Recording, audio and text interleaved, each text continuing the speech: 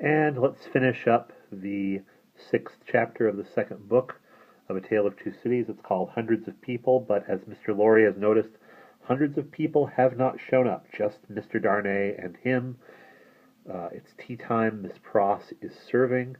She kind of gets the jerks around Darnay, and Darnay was talking about the Tower of London and an inscription found there, and it freaked Dr. Manette out pretty good, but he played it off saying, "Oh, I'm getting rained on. We should go in the house."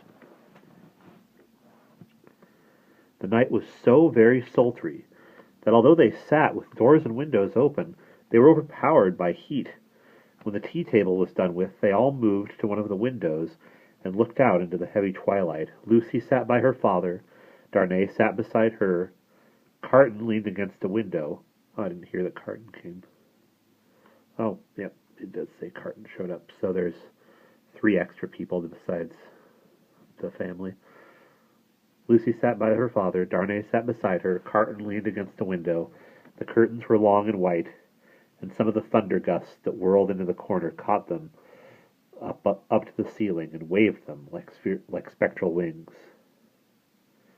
"The raindrops are still falling, large, heavy, and few," said Dr. Manette. "It comes slowly." "It comes surely," said Carton. They spoke low, as people watching and waiting mostly do, as people in a dark room watching and waiting for lightning always do. There was a great hurry in the streets of people speeding away to get shelter before the storm broke. The wonderful corner for echoes resounded with the echoes of footsteps coming and going, yet not a footstep was there.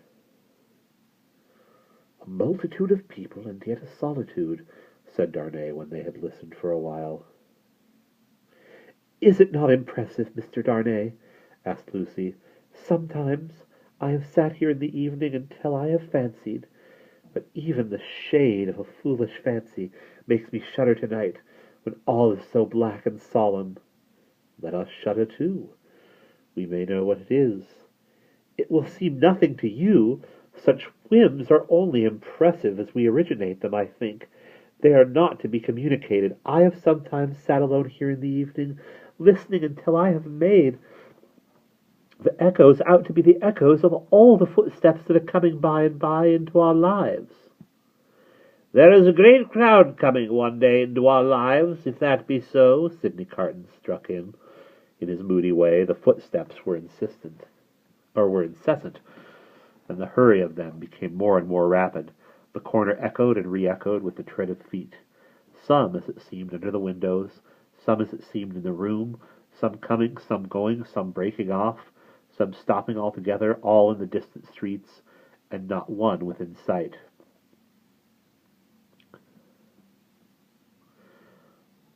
"Are all these footsteps destined to come to all of us, Miss Manette, or are we to divide among them? Or are we to divide them among us?"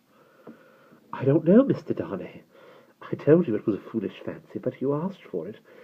When I have yielded myself to it, I have been alone, and then I have imagined them the footsteps of the people who are to come into my life and my father's."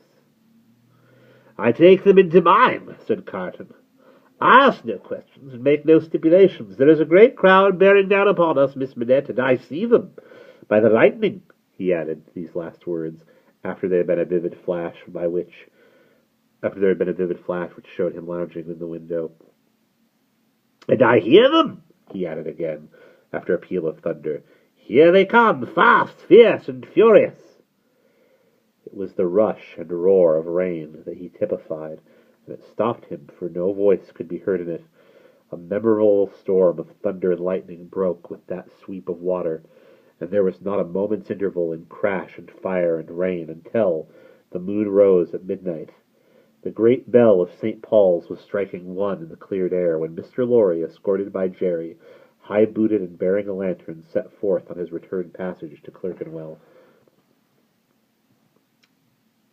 There were solitary patches of road on the way between Soho and Clerkenwell, and Mr. Lorry, mindful of footpads, always retained Jerry for this service, though it was usually performed a good 2 hours earlier.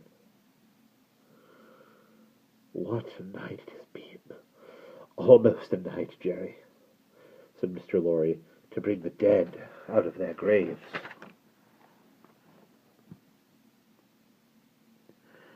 I never see that night myself, master, nor yet I don't expect to see it. What would do that? Answered Jerry. Good night, Mr. Carton, said the man of business. Good night, Mr. Darnay. Shall we ever see such a night again together? Perhaps see the great crowd of people with its rush and roar bearing down upon them too. And that's the end of chapter 6.